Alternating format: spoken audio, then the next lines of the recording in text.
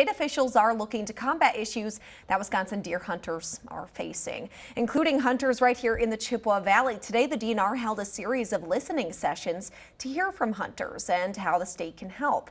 Our own Mary Pouch sat in on the discussions today. And Mary, what was the focus of those discussions? People came from across the Chippewa Valley to learn what the state is doing to try and stop the spread of CWD and what they can do to preserve deer hunting as a traditional Wisconsin pastime.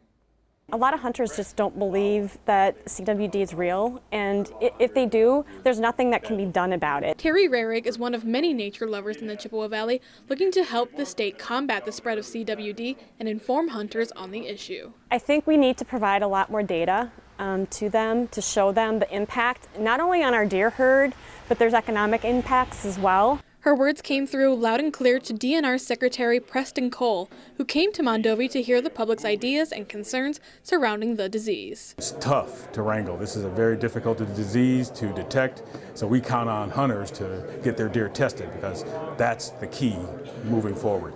Cole was joined by State Senator Jeff Smith, who says the state is promoting testing and looking at regulations to ensure hunters are participating in safe practices. We can make sure that carcasses are disposed properly. We can mandate that. We can also fund the resources to make sure that we're picking up the carcasses, because that's how it is spread as well.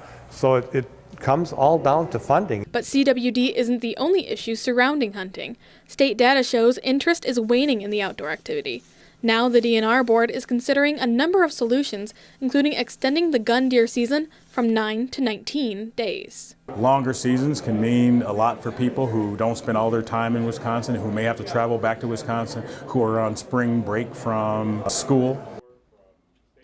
Secretary Cole added that they're looking into drawing in younger people to hunt. He says they plan to put more emphasis on initiatives like the Hunt for Your Food program that has piqued the interest of millennials. All right, thanks, Mary.